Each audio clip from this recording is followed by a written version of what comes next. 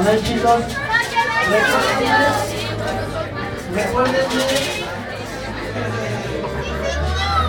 A ver, chicos, guardamos silencio, por favor. A ver, recuérdenme el título de la última melodía que tocamos.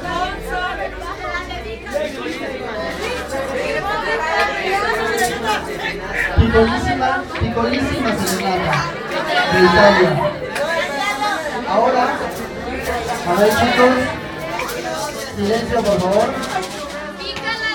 Ahora vamos a tocar una melodía.